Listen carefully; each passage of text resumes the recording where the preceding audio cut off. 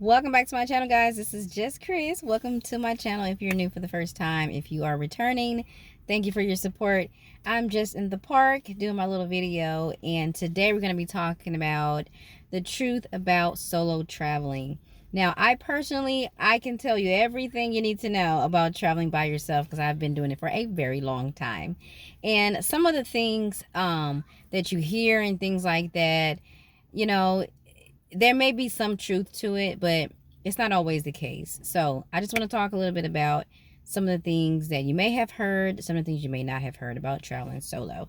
Now, I do have my notes, of course, so I'm going to go ahead and, be looking at my notes for a little bit. Now, the number one thing I wanted to talk about first is obvious. The most obvious reason why people don't travel by themselves is because they think it's so dangerous.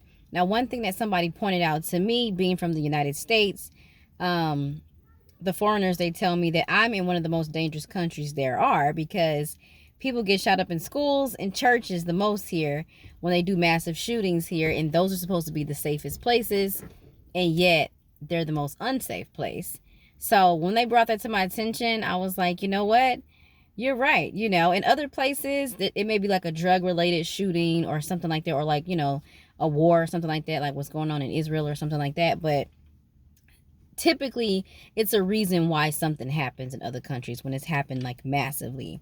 But in our country, in the United States, any random school could just get shot up at any time, God forbid, but it does happen. So thinking about dangerous, there's danger in the streets of Chicago and New York and Houston, and so anything can happen anytime. So if you are looking to travel by yourself, or you're just afraid, you're so scared to do it, trust me, if you're from the United States, you have survived some of the worst. Okay? So you will be perfectly fine somewhere else. Now, I'm not saying bad things can't happen. And yes, it can be dangerous. Now, obviously, you have to use your common sense. Me being a woman, especially when I travel by myself, I have to really put on my radar to be very, very, very, very cautious of where I'm going. Now, if something, and you have to also follow your gut, you have to have a sense of, of your surroundings. If you see somebody looking suspicious and it's dark, getting dark, and you're going towards a way that you can't really see many lights and buildings and things like that, then that's probably a good time to turn around. I walk a lot when I go to different countries. I typically, if my destination is less than an hour away, I typically will walk, and I will walk wherever, and also too, just talking to the locals. Some of the locals may tell you, don't go to this side of the town, or don't go here after dark, whatever. Heed to that. Some people think it's cool to be adventurous and go to these dangerous parts just because they want to, be like, oh, it's supposed to be so dangerous here, let me go here.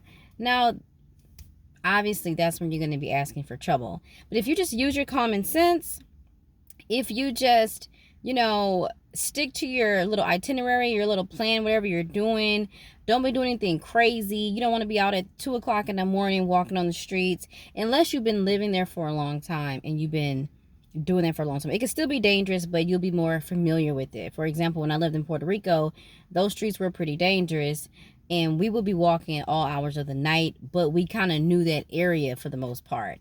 Now, if you're brand new to a place, you don't want to be exploring the city at 1 a.m. and, being out late, because taxis and Ubers are not as reliable in other countries. So yes, overall, it could be dangerous, but only if you make it dangerous, if you do things to put yourself in harm's way. If you just go there, you're ready to have a great time, you pay attention to your surroundings.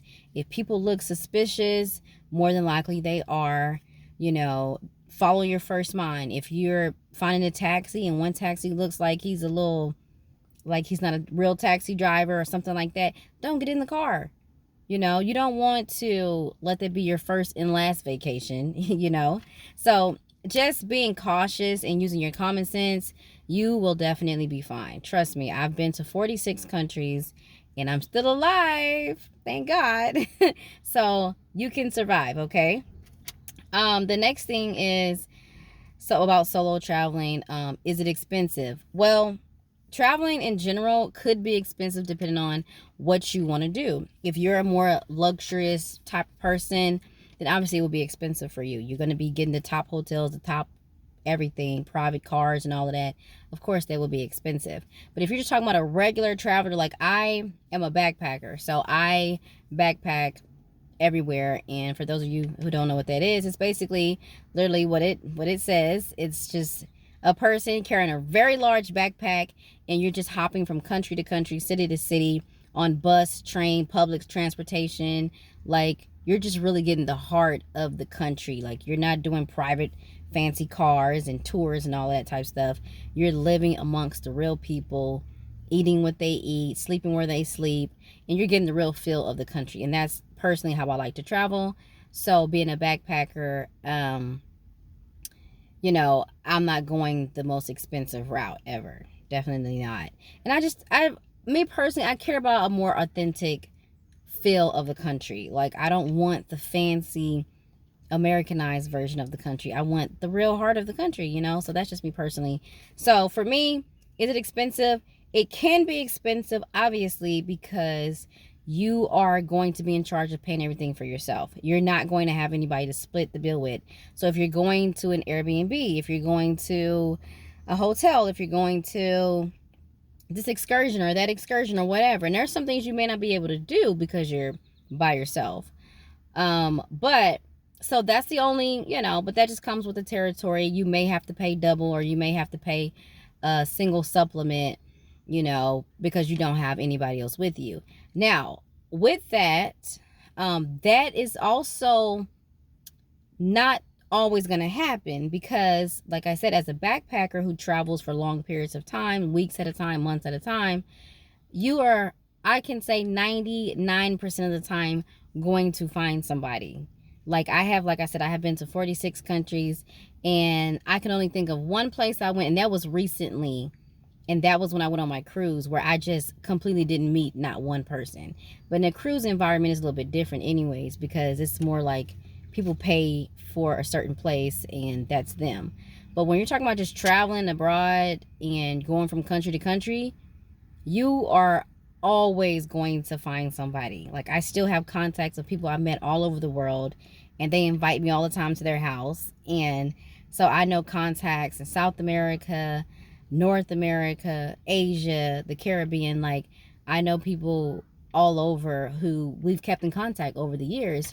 So you may start off traveling by yourself, but you're definitely not going to be by yourself. I guarantee, even if you're a quiet, shy person, you're still going to meet people. So, you know, is it expensive by yourself? Yes, it could be, but you will find somebody. Trust me, you're going to find somebody. And just go and ask somebody. Like, you're going to meet people and, hey, are you going to do this excursion? Okay, well, let's do it together. You know, boom, there you go. Half the price, you know? So with the expensive thing, it could go either way. The next thing is being lonely. Do you get lonely traveling by yourself? You could get lonely traveling by yourself, but I think most people who travel by themselves, they're pretty confident people. I mean, you have to be pretty confident to travel by yourself. And so it says a lot about you already. So you're probably the type of person who's outgoing and will go up to people and meet people anyways. So the lonely part, I guess, yes, you could get lonely, but I don't think that you would. And the reason why I say that is because you may have a trigger or something that may make you lonely. Like, for example, if you see a couple celebrating their anniversary, or a guy proposing to a girl, and you may feel some type of way about that, or you may see a family together or something like that. So you may have like a trigger moment where something like triggers you, like, oh, hey, I don't have that or something. But I think overall, you're really not going to spend your time being lonely, because you're going to be busy having fun, doing excursions, meeting people, sightseeing. You're going to be like, you know, your purpose while you're there. You're there to have a good time. You're there to see the historic side of the country, or you're there to do a certain tour, or whatever you're there for. I guarantee you, most of the time, that's going to keep you like having a great time. You're not going to be worried about being lonely, because I can say I rarely experienced feeling lonely. So you'll definitely have a great time. You'll meet people, you'll be eating different foods, and you'll be so focused on your itinerary. At least for me, like when I travel, I have like a hard copy of what I want to do, but it never goes as planned. So you have to be extremely flexible when you're traveling by yourself, and or just traveling for long periods, I'll say. Not so much by yourself, but you have to be pretty flexible because things can change quickly. Like I've been to some countries where I needed to get a visa and I didn't know it, and it was very expensive. I've been to countries where they said I needed a shot. There's just a lot of things that can happen. So you definitely want to be open-minded and flexible.